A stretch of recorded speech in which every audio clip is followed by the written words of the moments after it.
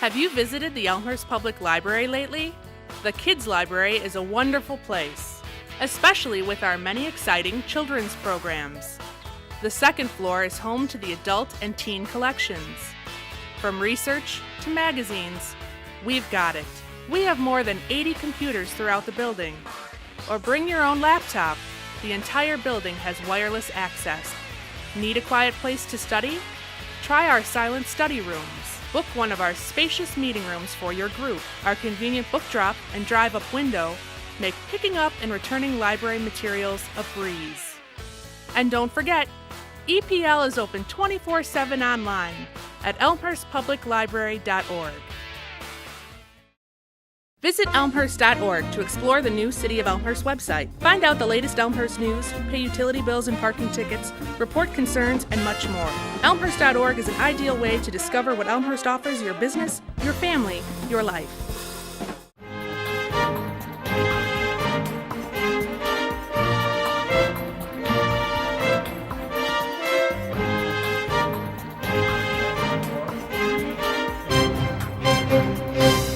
Welcome to another edition of Elmhurst Now.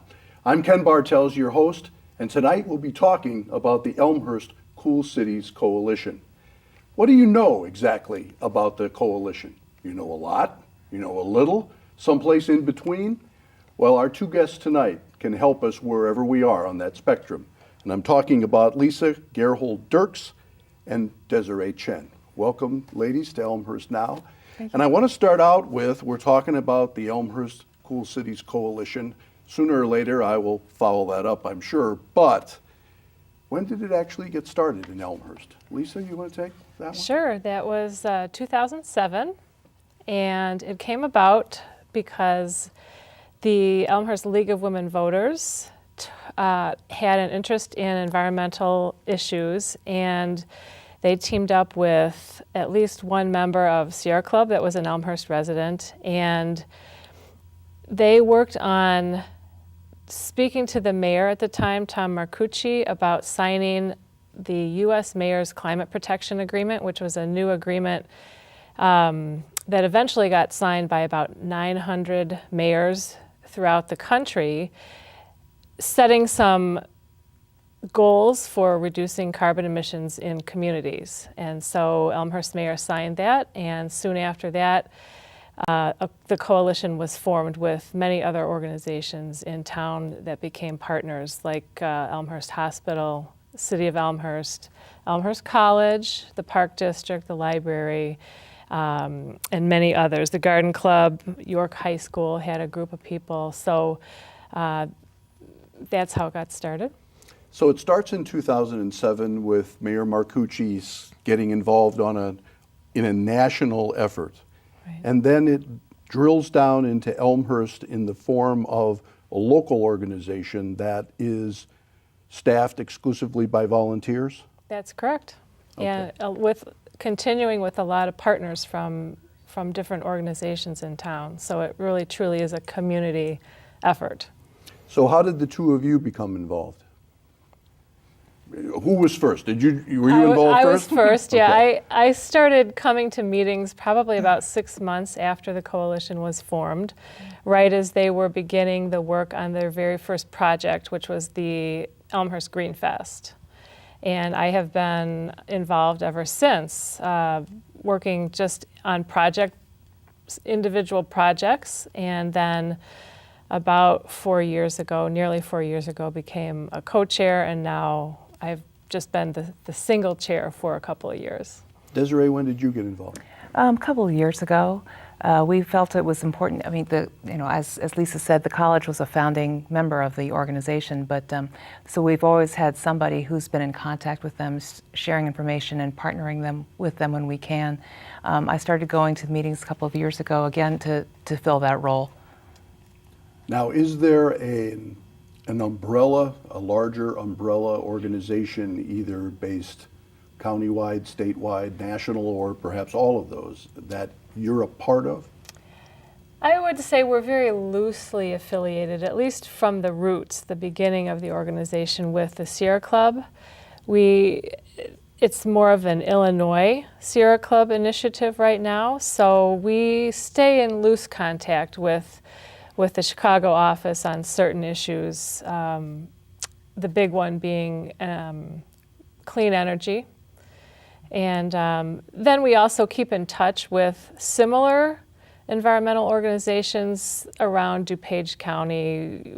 We talk to people in Glen Ellen and Naperville from time to time just to keep tabs on what they're doing. We go to some of their events, they come to some of ours, and we share our calendar information with them. So things got started with Greenfest. For the folks in our audience who perhaps weren't around for that, what was Greenfest? It was a festival on one day during the summer. We had it for 3 or 4 years in a row, and we had speakers that came and gave presentations on certain topics like solar energy or composting, how to manage floodwaters on your property with native plants, that kind of thing, all the way down to practical things like how to fix your bikes, keep your bikes maintained so you can do more bike riding, and story time for kids and planting plants. And it was a perfect fit for the group of people that were convened to do this, because each coalition member could play a part in a festival like that, and the college hosted several speakers during those events. Well, it's festivals like that, and these were in Wilder Park, as I recall, right? The beauty of a festival like that, of course, is not only can all your partners participate in the ways that they feel most comfortable, but it can point out to the even nominal green person the breadth of ways that they can get involved with a movement like this, with a local organization that it has certain goals and objectives, and we're going to talk about that in just a few minutes, but also has the opportunity to spill over into ways that individuals can dream up on their own to be helpful to the process. Yeah, a couple of years ago during one of these Green Fests, the college opened up one of its homes on Prospect Avenue, actually, to sort of demonstrate for anyone who wanted to get an energy audit of their own home what that might look like. So someone came in to perform different demonstrations, different tests on the doors and lighting, so that people might be inspired to get an audit of their own home.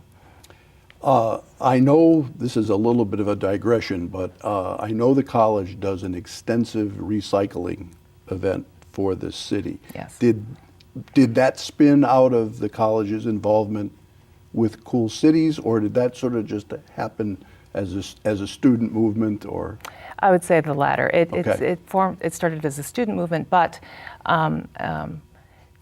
Cool Cities has been involved all along in publicizing the event, in promoting it, and encouraging us, and supporting it. And then they've used the opportunity to give us literature and information to share with people who come through the recycling event about more recycling opportunities and other sustainability initiatives going on in the area. So it is an example of where a group can simply, not directly affiliated, but wind up doing a very useful, I mean, I know how popular that's become in a relatively short time. Mm-hmm.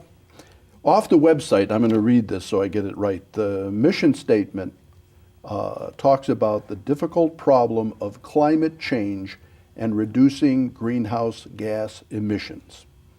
Now, I have to say, that kind of sounds like big deal macro, and I'm trying to relate that to the average citizen in Elmhurst. Help me do that. Okay. It's definitely something that everybody can do at different levels. There's a lot of different levels, even on the individual basis. For instance, a couple of quick, simple things that you can do. You might not think about it as reducing carbon emissions. Changing incandescent light bulbs to compact fluorescents or LEDs, adding insulation to your house, walking or choosing to ride a bike for short trips around town. One of the great things about reducing energy usage, which is the biggest contributor to greenhouse gas emissions, is that on an individual basis, these kinds of reducing waste ideas can also save money. Mm-hmm. So it's kind of a win-win in that situation. So it's obviously the person at home who does something is in fact helping the larger circumstance. Right, and we recently had a speaker, probably about 5 months ago. His name was John Rogers, and he was representing the Union of Concerned Scientists, and has written a book about, it's called Cooler, Smarter, and it's about practical ways that people, everyday people, can make an impact on carbon emissions. And I could read you a few statistics from that if you're interested. Absolutely. So just a little bit of background. On average, Americans each cause more than 20 tons of CO2 to be emitted into the atmosphere on an annual basis. So that's more than 4 times the global average, and twice as much as some Western industrialized countries in Europe. So we have a lot of room for improvement here in the United States. And just to give you a quick idea of where those emissions come from individuals or families, 28% from our transportation choices, 26% from things that we buy, and that includes the production of those things, the packaging, and shipping those products. 17% of our emissions comes from home heating and cooling, 15% from other home energy use. That's probably mostly the major appliances, washer, dryer, dishwasher, refrigerator, and then 14% from food. So all of those things we can do something about in big ways or little ways. And I do have some more statistics if you want to have a few other. Well, we'll come back to that. I want to mine down into specific things about Elmhurst and the primary focus currently of the Elmhurst Cool Cities Coalition is what? Well, we have, because it's reducing carbon emissions touches on so many areas, we don't focus on only one thing. Okay. I would say energy efficiency is probably the topic that we come back to most often and repeat presentations and programming about, and that's household energy efficiency, mostly. Then we do a little bit on transportation. We've hosted a couple of Cool Cars nights in City Center to showcase electric vehicles. And then we've started branching out into other areas. They all end up being related, but initially on first view they might not seem like it, like saving water, that saves energy. We have done programs on healthy food and gardening, composting. All of that are other ways of reducing our impact, and they do play a role in reducing energy usage as well. So the program or the focus on energy saving appliances, that would play out in a presentation, a speaker, a meeting, an event, literature. All of the above. All probably. of the above, and yeah. probably lots yeah. below too. Yeah.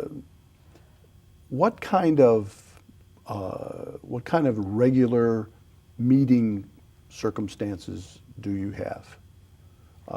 You meet once a month. You meet. We do. We meet the first Tuesday of the month, and at the Elmhurst Public Library, 7 o'clock in the evening. And Sometimes we have just a regular old business meeting where we're planning our activities and events, and then many months we actually have presentations, either as the whole meeting is a presentation or a part of the meeting, depending on the length of the presentation. So upcoming in March 3rd, we have a composting presentation that is being put on as a partnership between Cool Cities and the Elmhurst Garden Club. And they're bringing in a really wonderful speaker called from Scarce, which is a DuPage County conservation organization.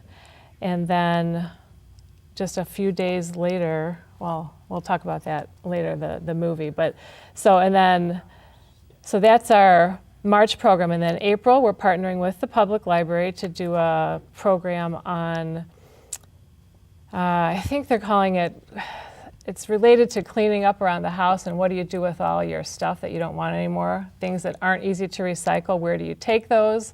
What can you do with them? What other places might be able to use them if you're done with them? So very practical information.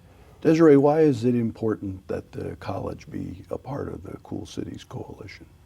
Well, sustainability is one of the college's core values. So we've always placed a very high value on managing our resources, using them the best way they can be used, the most efficient way they can be used. This is a very similar goal to Cool Cities.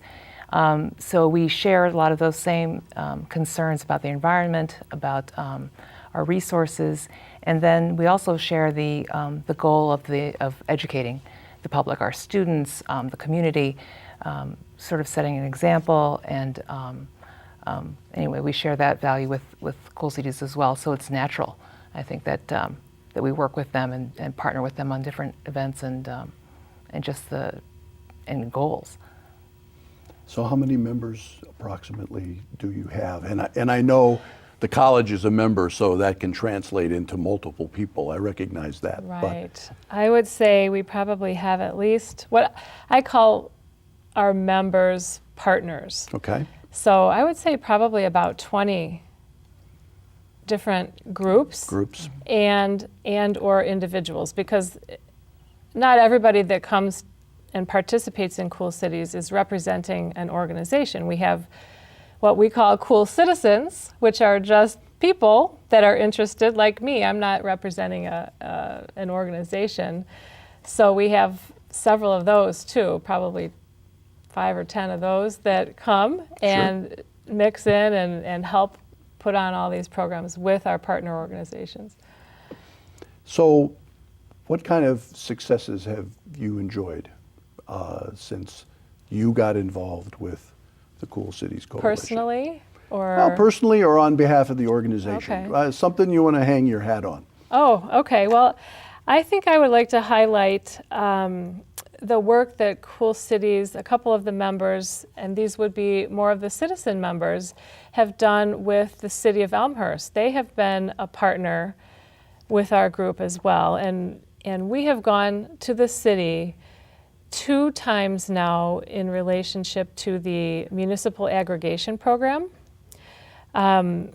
We learned, after we found out that Elmhurst was going to look into buying electricity for the residents and small businesses, we learned of opportunities to make that energy supply or make that contract include green features and clean energy features. So we did a lot of research. We used Sierra Club to help us a little bit on this. And we learned about buying renewable energy credits. So that is a kind of an offset for some of the carbon that comes out of the coal-fired power plants that most of our electricity comes from. So we had a successful campaign with the finance committee and city council meetings, and showed the aldermen and the mayor and the community how many people were in town that were interested in a cleaner energy.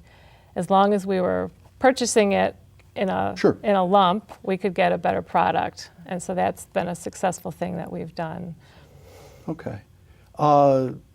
Do your partners regularly suggest areas of effort for the group, or how do you set your goals, I guess is the question embedded in there. Right. I think that it's been a little bit loose, but we're kind of coming into a cycle of, we do most of our programming the first 6 to 9 months of the year, and then the last couple are spent on planning for the next year. And this past winter or fall, I guess, we put the call out to our partner organizations to bring ideas to the table in November and December. And we wanted to ask them what was of interest to them that they might be able to help put a program on and have it be co-sponsored by our coalition. We do help with the marketing and advertising, and we've done, in January, we did an energy efficiency program with Elevate Energy, and Citizens Utility Board came out and spoke to us a lot. They gave us a lot of great information about how smart meters and how some of the programs they have that Elmhurst residents can use to reduce their energy usage and their bills. And last month we have a member that works at Fruitful Yield, and one of her staff people was able to come and do a presentation in February about genetically modified organisms that are becoming more prevalent in our food supply, and what that all means and how we can... That doesn't sound good. No, it's an interesting new topic that we just keep having to learn more about before we eat. So I'm going to stop you right there because we need to go to our break. But when we come back, we'll talk about other successes that you've had. So this is Elmhurst Now. We're talking about the Elmhurst Cool Cities Coalition, and we'll be right back.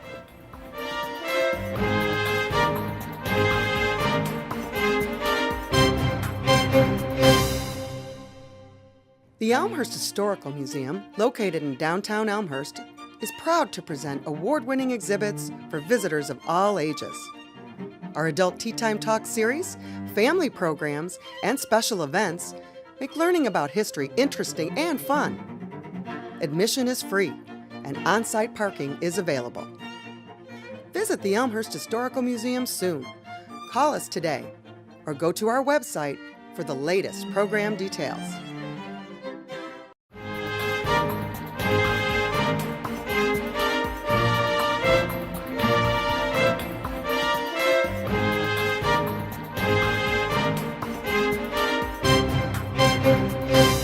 Welcome back to Elmhurst Now.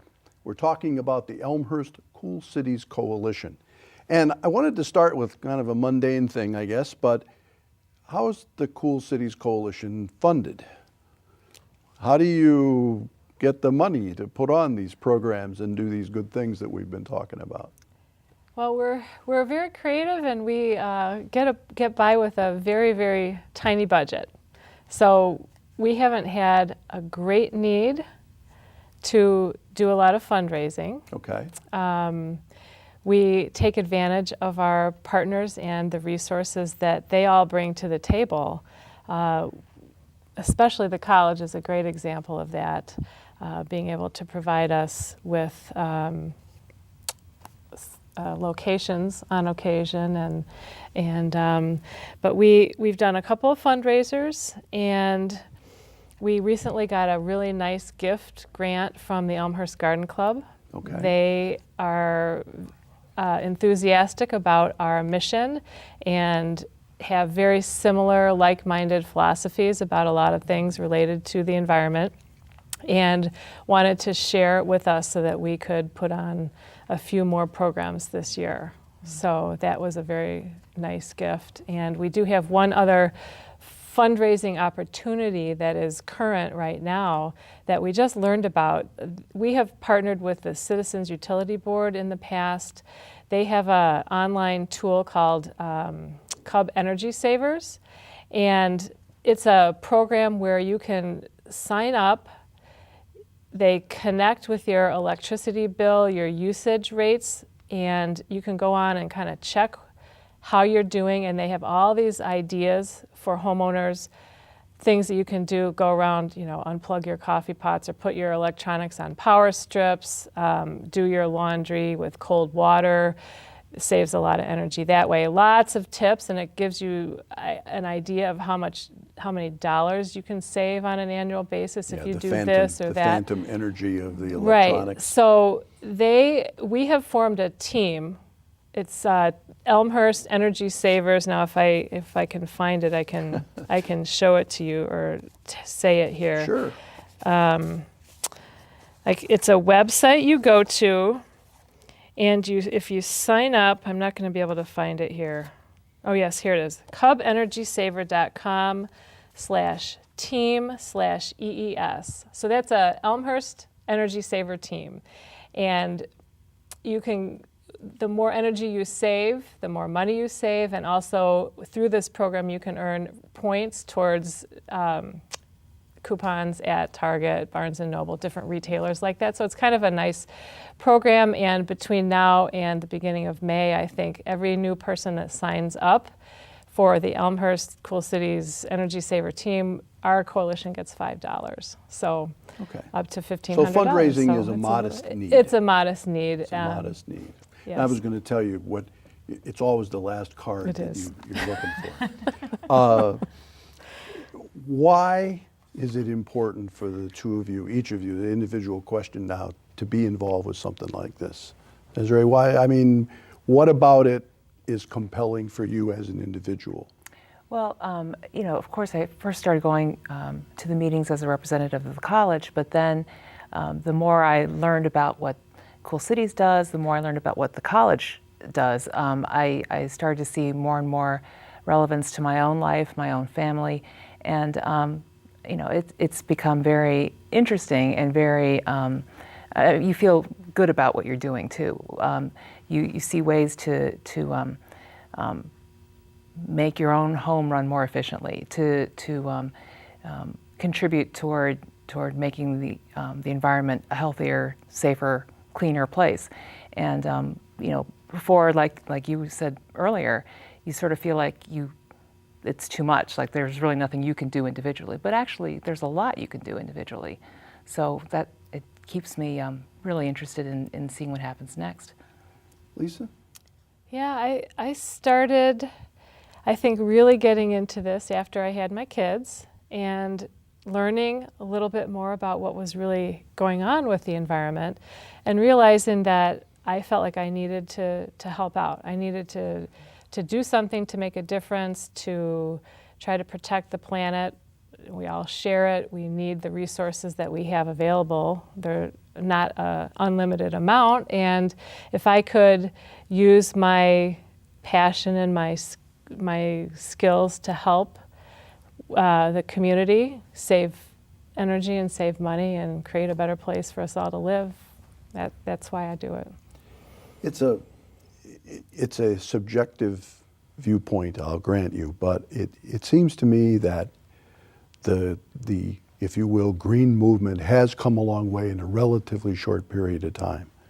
We were talking off camera about not that long ago, there wasn't curb recycling.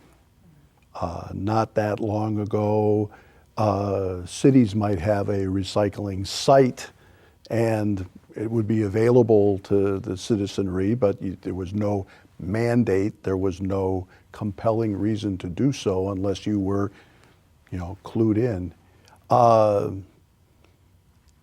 And I say that, and yet I know there's so many more things that need to be addressed. What part of the green movement right now do both of you feel is the most compelling?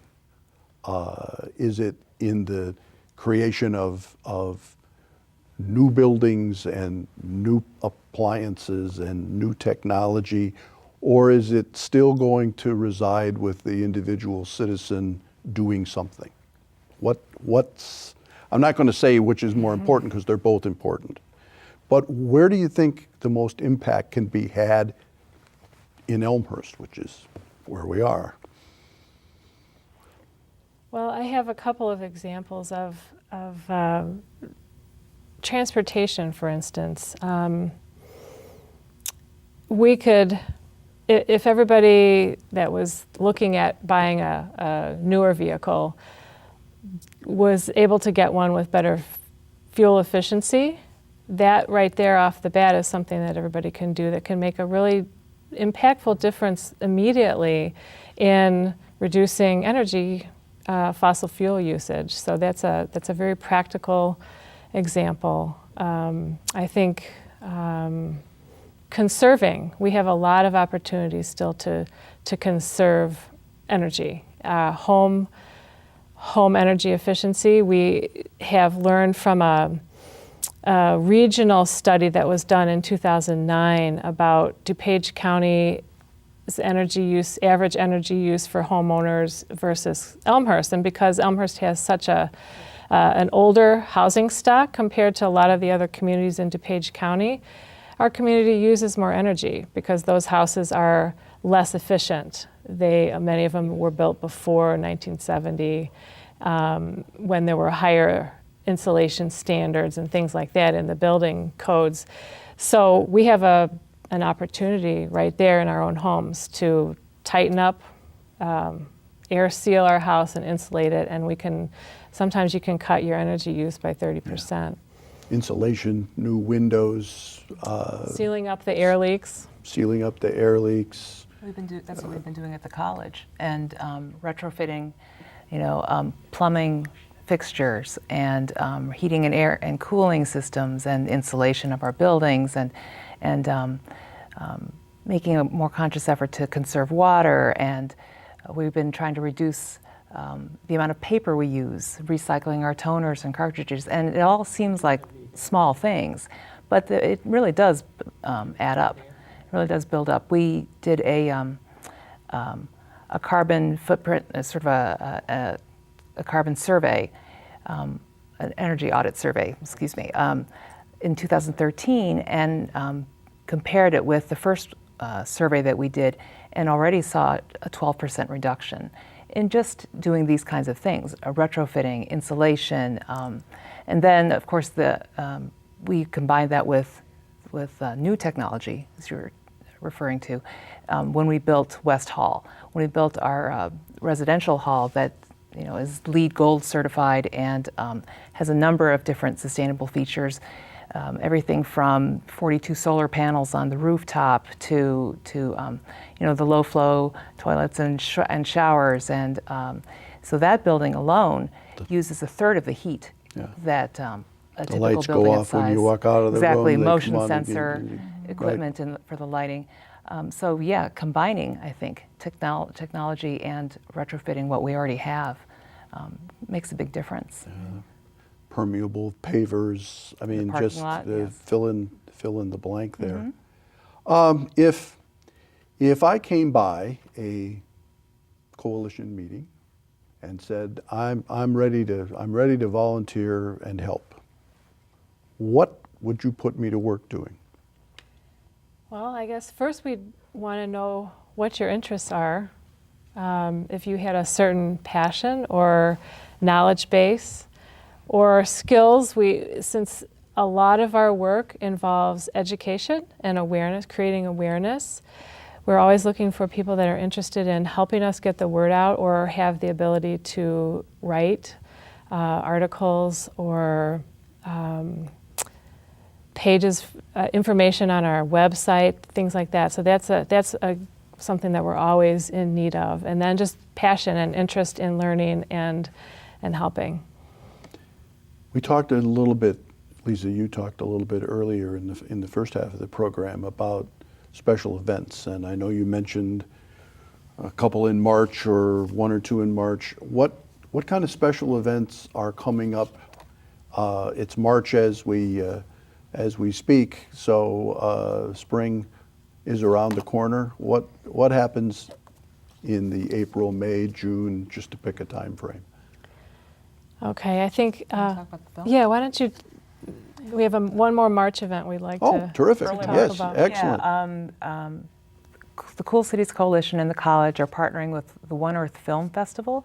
It's an environmental themed film festival based in Oak Park, and they screen environmental films throughout that weekend of March 6th through the 8th. And so the college is going to be the venue for one of those films. We'll be screening a film at 11 a.m. on Saturday, March 7th.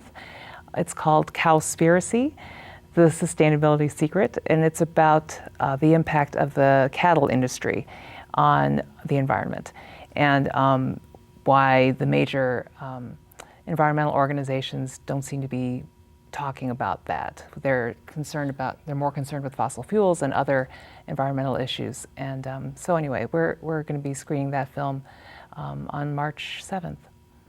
Okay. Activities, Cool Cities Coalition get involved with things like the St. Patrick's Day and Memorial Day parades and things like that draw big crowds in town? We've actually marched in the St. Patrick's Day parade twice. Okay. This year we can't because we're going to be at the Screening film fest, the but film, right, yeah. yes, we have. Yeah. Well, it's one of those things where I keep coming back to kind of where I opened. In preparing for this show, I just sort of did a random, what do you know about the Cool Cities Coalition? And some people knew a great deal. Other people knew practically nothing. And like most small organizations with small budgets and a lot of things to do, just getting the word out, Lisa, as you spoke, is an important thing for people to consider. Other service groups in town, other organizations that need programming, I assume could come to the Cool Cities Coalition and say, we could use a speaker at the Rotary Club, or we could use someone to talk about how I can make a difference in my community. Yes, we would certainly be able to help connect subject matter experts on many topics related to sustainability for anybody in town that would be interested. How can people access information? I know they can go to an event. We've established that, but the website, contacting members, what's the best way for someone watching this program to get in touch with you? We have several ways. We have an email, which is ecoolcities@gmail.com. That's probably going to be your quickest bet if you have a quick question or want to know when our next meeting is. We have a website, which is elmhurstcoolcities.org.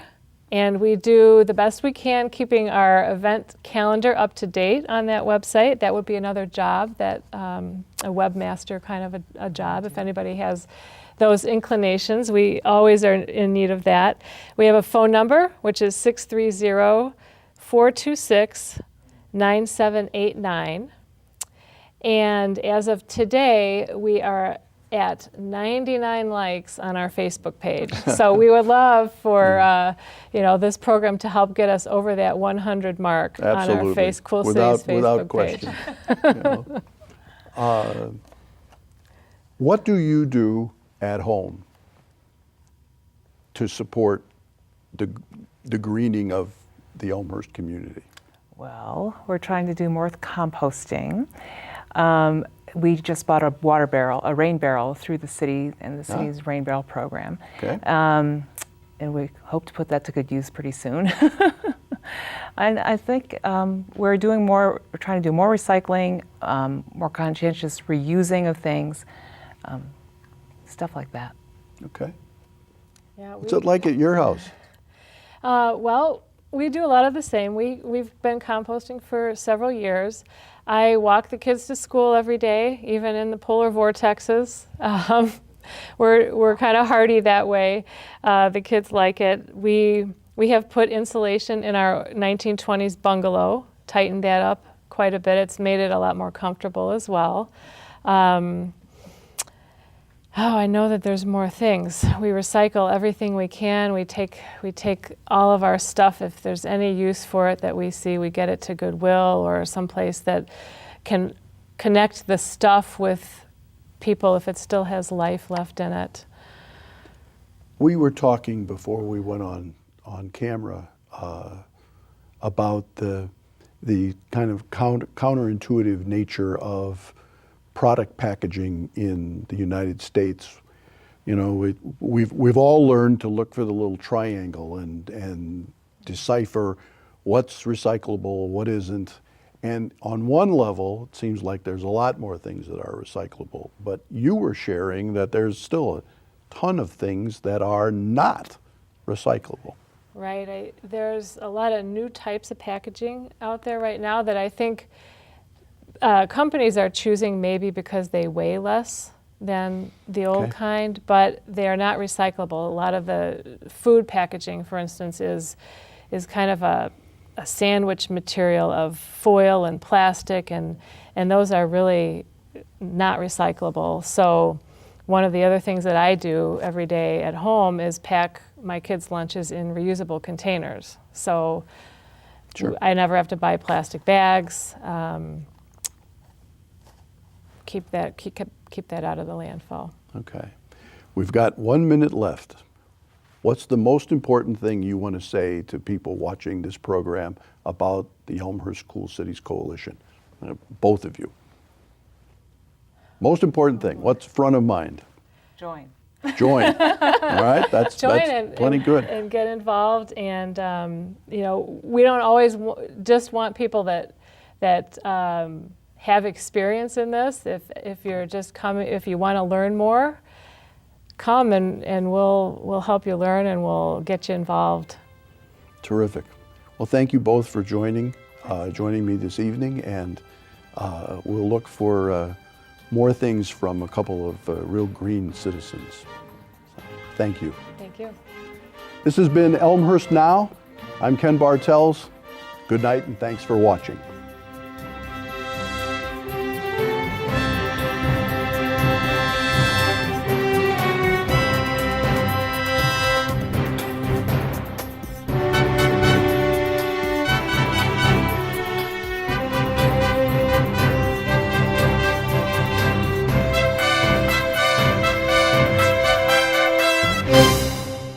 We live in some of the best communities in Illinois.